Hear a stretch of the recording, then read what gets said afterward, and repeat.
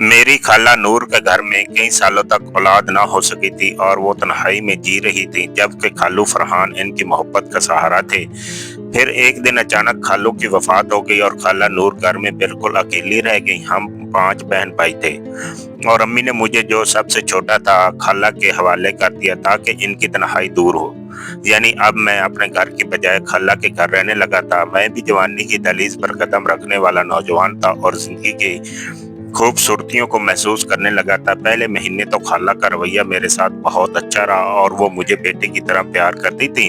फिर आहिस्ता आहिस्ता हमारे दरमियान गुर्बत बढ़ने लगी और हम एक दूसरे से हंसी मजाक करने लगे, जो दिल को छू जाता था। फिर एक रात तकरीबन 2 बजे खाला ने मुझे गहरी नींद से जगाया और अपने जज्बात पर काबू न रख सकी। आज खाला नूर रो रो कर अपने दिल का हाल बयान कर रही थी और मैं अपने वालिदैन के साथ दूसरे गांव से खालू की वफात पर इनके घर पहुंचा था। खालू और खाला की अपनी कोई औलाद नहीं थी, लेकिन उन्होंने सारी जिंदगी एक दूसरे के लिए वक्फ कर दी थी और इनकी मोहब्बत की कहानियां सुनकर दिल खुश हो जाता था। लेकिन खालू की अचानक चले जाने पर खाला बहुत गमजदा हो गई और इनकी आंखों में वो दर्द था जो अल्फाज में बयान नहीं हो सकता। अम्मी उन्हें मुसलसल तसल्लियां दे रही थी, लेकिन खाला को बार बार खुशी के दौरे पड़ रहे थे, जो देखकर दिल पिघल जाता था। 3 दिन अम्मी ने खाला को संभालने में गुजार दिए और इस दौरान हम सब ने महसूस किया कि मोहब्बत की गहराई क्या होती है। खालू की मलकियत में बहुत सी जमीनें थी, जिनसे हर महीने अच्छी खासी आमदनी होती थी। इसलिए खालू के जाने के बाद माली तौर पर खाला को कोई मसला नहीं था, लेकिन उन्हें एक सहारे की शदीद जरूरत थी जो दिल की तन्हाई को भर सके। खाला की उम्र तकरीबन 32 साल थी और वो अभी तक बाकी जिंदगी खालू के नाम पर गुजारना चाहती थी, लेकिन जिंदगी की हकीकत उन्हें आगे बढ़ने पर मजबूर कर रही थी। घर में मैं सबसे छोटा था और मेरे 4 बहन भाई मुझसे बड़े थे, इसलिए घर में मेरी ज्यादा जरूरत महसूस नहीं की जाती थी। मैं इस वक्त 15 साल का था और जिंदगी की खूबसूरतियां देखने लगा था। अम्मी ने कहा कि हम खाला को अकेला नहीं छोड़ सकते, इसलिए आमिर को इनके पास छोड़ देते हैं ताकि उन्हें बेटे की कमी महसूस ना हो और तन्हाई से बच सकें। वरना खाला खालू फरहान को याद करके बीमार पड़ जा गई थी। खाला भी इस बात पर राजी हो गई और बोली कि हाँ, आमिर को यहीं छोड़ दो, वो मेरे लिए रोशनी की किरण बन जाएगा। वालिद ने कहा कि आमिर यहीं रहेगा और मैं इसका दाखिला यहीं के स्कूल में करवा देता हूँ और इसकी तालीम पर जितना भी खर्च आएगा मैं खुद उठाऊंगा। खाला ने फौरन जवाब दिया कि भाई साहब, ये कैसी बातें कर रहे हैं? ये मेरे बेटे जैसा है और मैं अकेली तनहा पैसा कहाँ खर्च करूंगी? कोई जरूरत नहीं, आप इसके खर्चे का सोचें। लेकिन वालिद ने साफ इनकार कर दिया और कहा कि वो खुद तमाम खर्च उठा लेंगे। मैं खाला के साथ रहने लगा और वो मेरा बहुत ख्याल रखने लगी, जैसे एक माँ अपने बेटे का करती है। लेकिन इसके बाद मेरे साथ जो वाकयात पेश आने लगे, उन्होंने मुझे सोचने पर मजबूर कर दिया। वैसे तो खाला का घर काफी बड़ा था, जिसमें कहा 4 कमरे थे, लेकिन जब मैं अलग कमरे में सोने की कोशिश करता तो खाला कहती कि आमिर, अकेलेपन में मुझे बड़ी घबराहट होती है, ऐसा करो कि मेरे कमरे में आकर सो जाया करो। मैंने खाला की बात मान ली और इनके कमरे में सोने लगा। इनके बिस्तर के करीब अपनी चारपाई बिछा लेता था। नींद का मैं बहुत पक्का था, क्योंकि सुबह स्कूल जाना होता था, वापस आकर स्कूल का काम करना होता था और फिर खाला के लिए बाजार से सामान ला कर देना और छोटे मोटे कामों में इनका हाथ बटाना भी मेरा मामूल बन चुका था। खाला सारा दिन मुझसे बातें करती रहती और इनकी बातें दिल को छू जाती थी। लेकिन एक रात जो कुछ मैंने देखा, इसने मेरे हवास हिला कर रख दिए। पता नहीं क्यों, लेकिन मुझे नींद नहीं आ रही थी। शायद इसकी वजह ये थी कि आज छुट्टी थी और मैं देर से उठा था। आंखें बंद किए मुझे आधा घंटा गुजर चुका था, लेकिन नींद नहीं आ रही थी। मैं अभी सोने की कोशिश कर रहा था कि अचानक खाला अपने बिस्तर से उठी। उन्होंने अपने गले से दुपट्टा उतार कर बिस्तर पर रख दिया और कमरे के गुसल खाने में चली गई। हालांकि मैं दिन भर खाला कभी दुपट्टा नहीं उतारती थी और ना ही मैंने उन्हें अपने सामने ऐसा करते देखा था। मैंने सोचा शायद उन्हें लग रहा होगा कि मैं सो चुका हूँ। कुछ देर बाद वो गुसल खाने से बाहर आ गई। तो मुकम्मल तौर पर भीगी हुई थी। ऐसा लग रहा था जैसे वो नहाकर आई हों। सर्दियों का मौसम था और मैं रजाई में घुसा हुआ था, लेकिन खाला इस वक्त नहाकर आई और बुरी तरह कांप रही थी। ये देखकर मैं परेशान हो गया कि अगर नहाना ही था तो दिन के वक्त जब धूप निकलती तब नहा लेती, ना कि इस वक्त। खाला फौरन अपने बिस्तर पर गई और रजाई ओढ़कर सो गई। मुझे ये सब बहुत अजीब लगा।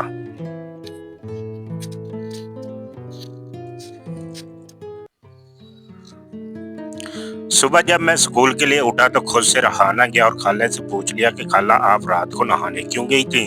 मेरी बात सुनकर वो कुछ देर खामोश रही और फिर बोली कि कुछ नहीं, बस ऐसी ही घबराहट हो रही थी। मैंने कहा, अच्छा जी, लेकिन इतनी सर्दी में आपको नहाना नहीं चाहिए था, ये ना हो कि आप बीमार पड़ जाएं।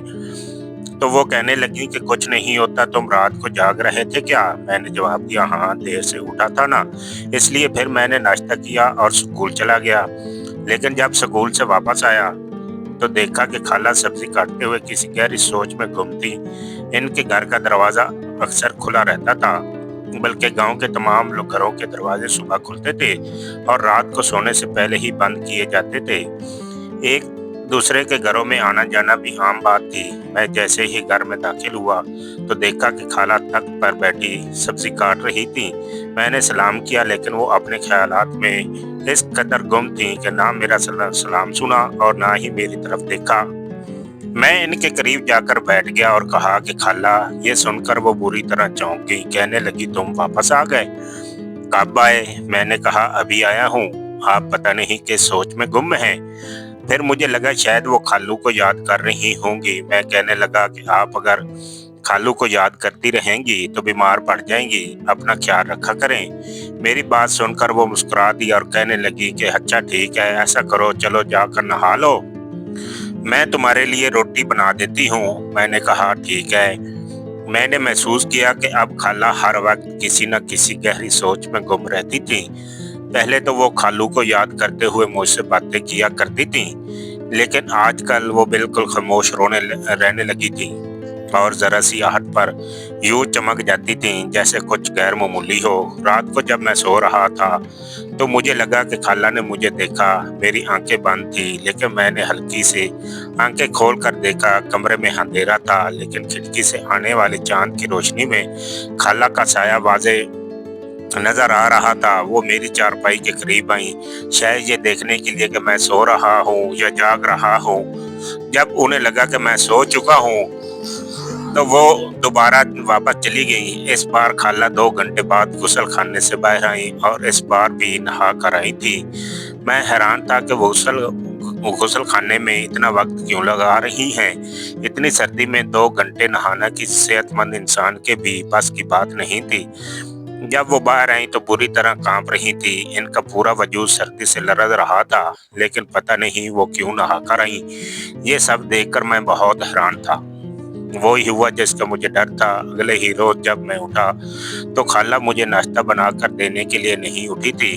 जब मैंने खाला से कहा कि मुझे देर हो रही है, नाश्ता बना दें, तो कहने लगी कि मेरे जिस्म में बहुत दर्द है, मुझसे उठा नहीं जा रहा। मैं खाला के पास गया और इनके माथे पर हाथ रखा।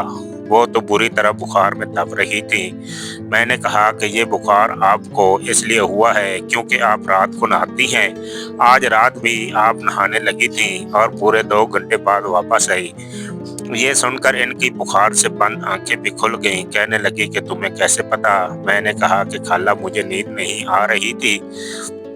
मुझे समझ नहीं आती कि आप रात को नहाने क्यों चली जाती हैं। वो अपनी आंखें बंद करके कहने लगी कि तुम्हें नहीं बता सकती, तुम अभी बच्चे हो, मेरी बात को समझ भी नहीं सकते। पता नहीं क्या मसला था और क्या है। बहरहाल मैंने स्कूल से छुट्टी कर ली और खाला ने जिस हकीम के पास मुझे दवाई लेने के लिए भेजा, मैं वहाँ खाला की कैफियत बताकर दवाई ले आया और खाला को नाश्ता भी बना कर दिया। इन्हें दवाई पिलाई। कुछ देर में ही बुखार की शिद्दत कम हुई। मैंने कहा कि देखें, मैं आपको अपनी माँ की तरह समझता हूँ, इसलिए मुझे आपकी फिक्र रहती है। आप क्यों रात को नहाती हैं? कहने लगी कि कहाँ तू है, तुम्हें तो नहीं पता, शुक्रिया, बहरहाल मेरी वजह से तुम्हें परेशानी उठानी पड़ी। मैंने कहा कि कोई बात नहीं खाला, मैंने आप में और अम्मी में कभी फ़र्क नहीं समझा। कहने लगी कि मैं भी तुम्हें अपने बेटे की तरह समझती हूँ, बल्कि तुम्हारे आने से तो मेरी ये हसरत भी पूरी हुई कि मेरा कोई बेटा होता तो तुम्हारे जैसा होता, और अगर तुम्हारी तरह ही मेरा ख्याल रखता।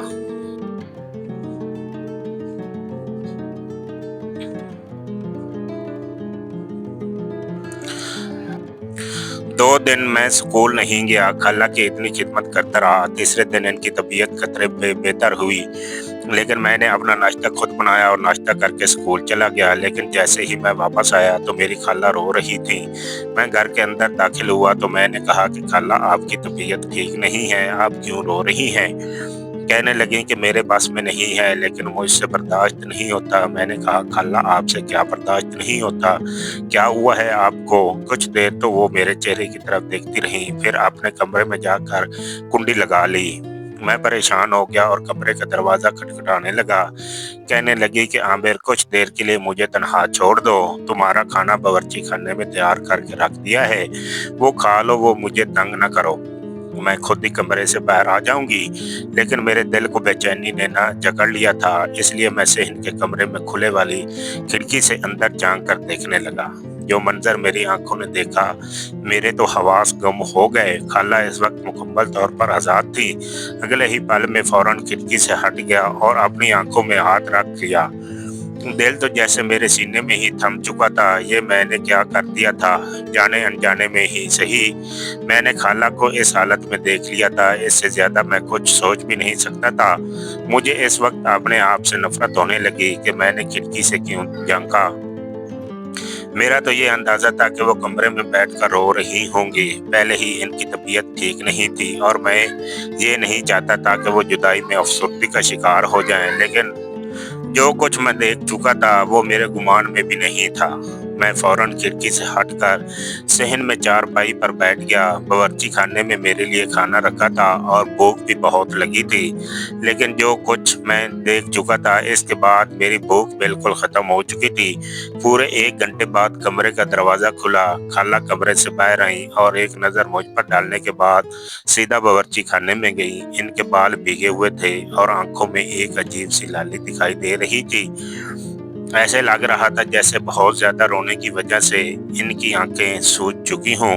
इनके चेहरे पर एक अजीब सा तासीर था।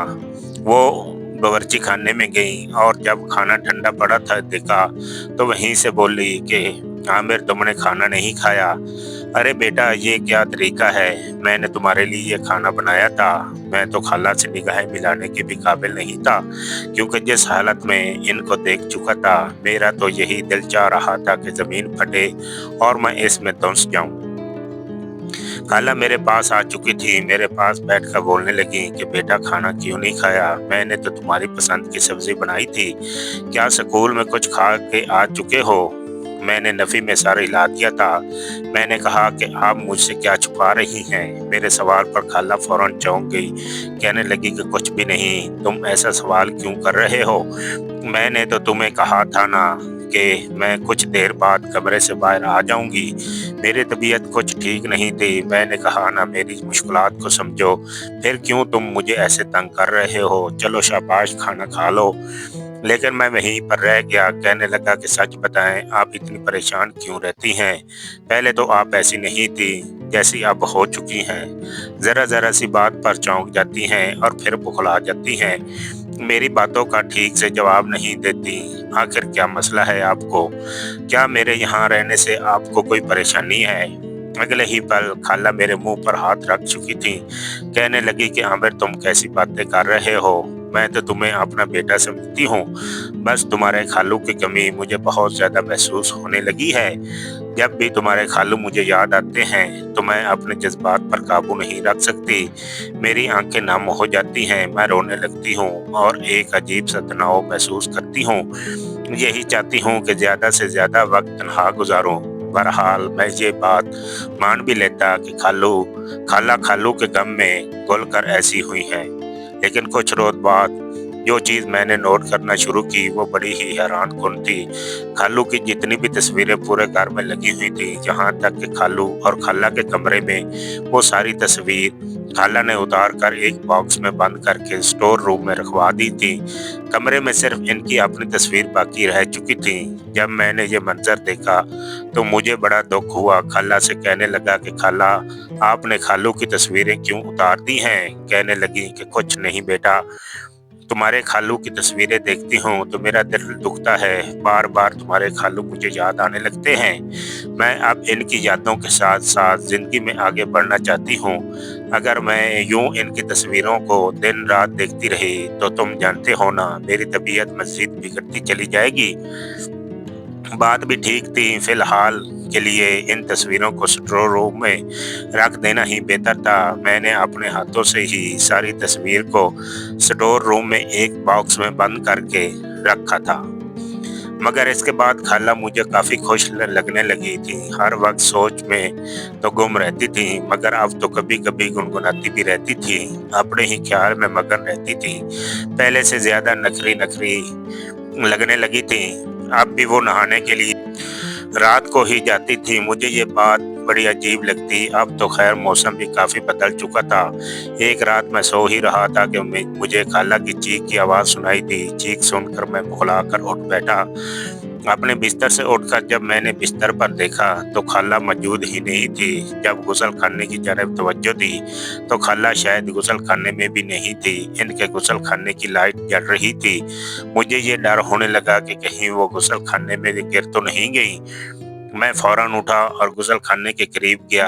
जैसे ही बोलकर इनसे पूछने लगा तो अंदर से आने वाली आवाज़ों ने मेरे कानों की लौ तक सुर्ख कर दी थी। मुझे सरगोशियों में बातें करने की आवाज़ आ रही थी। समझ नहीं आ रहा था कि वो क्या कह रही हैं, लेकिन ये साफ ज़ाहिर था कि जैसे वो किसी से बात कर रही हों। घर में तो सिर्फ मैं और खाला ही रहते थे। फिर आखिर किससे वो बात कर रही थी?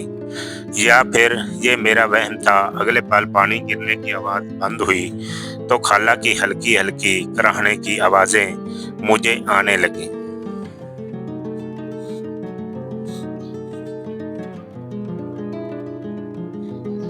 मैं फौरन दरवाजे से हट गया और अपने बिस्तर पर आकर लेट गया। कुछ देर बाद ही खाला गुस्ल खाने से निकली थी।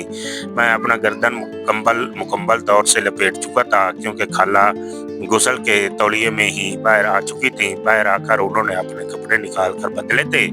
तब तक मेरा दिल पूरी तरह से धड़क रहा था। कुछ देर बाद जब मैंने देखा तो रात के इस पैर खाला आईने के सामने खड़ी अपने बाल बना रही थी। वो बड़ी ही लड़खड़ा कर चल रही थी, साथ साथ करा भी रही थी। आखिर गुस्ल खाने में क्या हुआ था जो इनकी ये हालत हो चुकी थी? मुझे अब खाला पर शक होने लगा था। मैं उन्हें अजीब सी निगाहों से देखने लगा था, जो मोहब्बत, एहतराम और इज्जत में खाला को दिया करता था।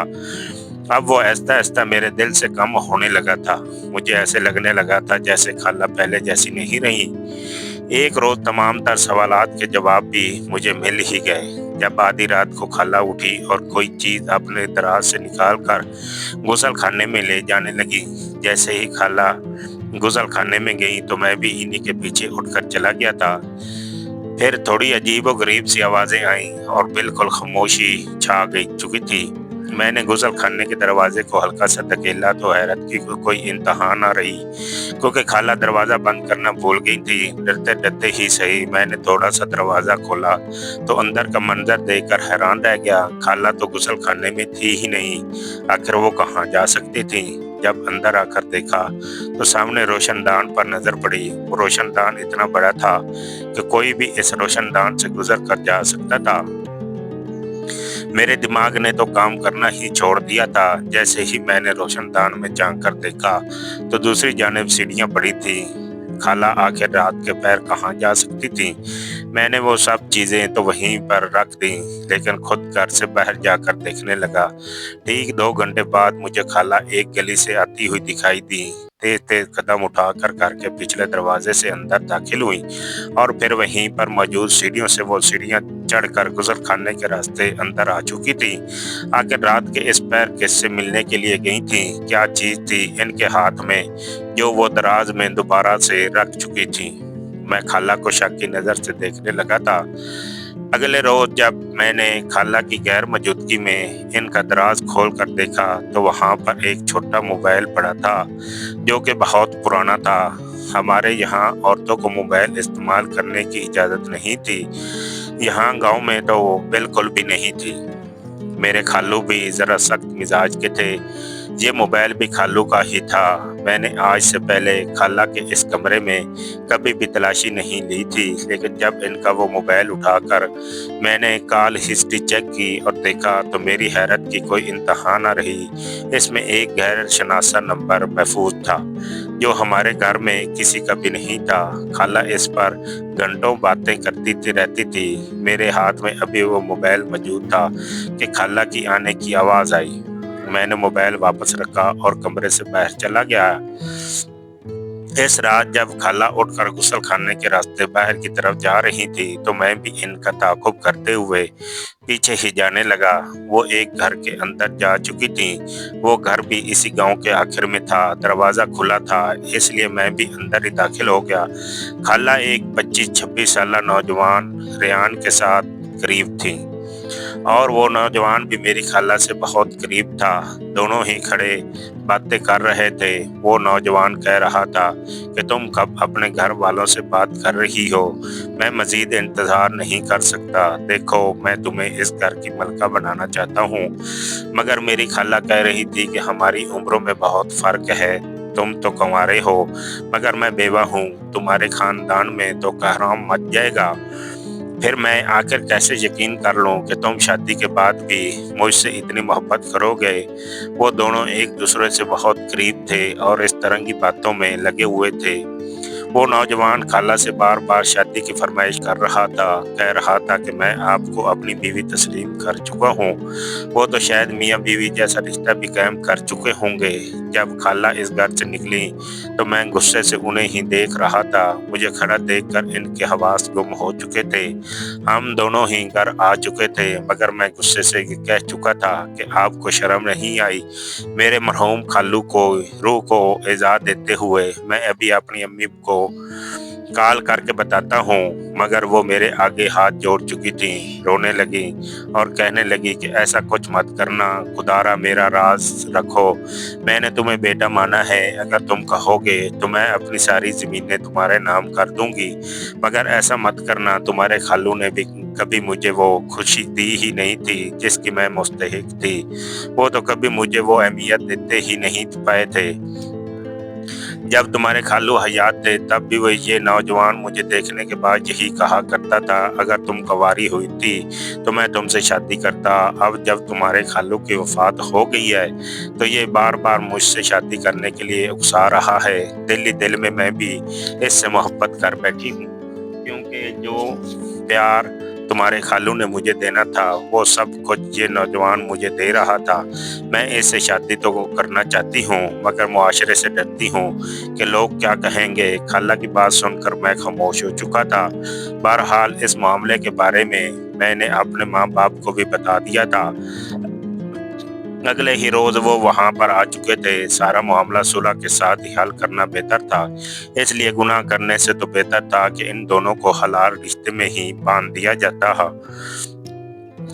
मेरे अब्बू इस नौजवान से मिले और फिर चंद रोज बाद इनसे निकाह करके खाला इसके घर में रुखसत हो गई। वो इसके साथ बहुत खुश थी, जबकि अब मेरा यहाँ रहना भी बेमकसद हो चुका था। मैं वापस अपने घर चल जाने लगा तो खाला ने मुझे कागजात थमा दिए थे। उन्होंने अपनी ज़मीन के कागजात मेरे हवाले कर दिए थे। कहने लगी कि मैंने तुम्हें दिल से बेटा माना है, इसलिए मेरी आधी जायदाद आज से तुम्हारी भी है।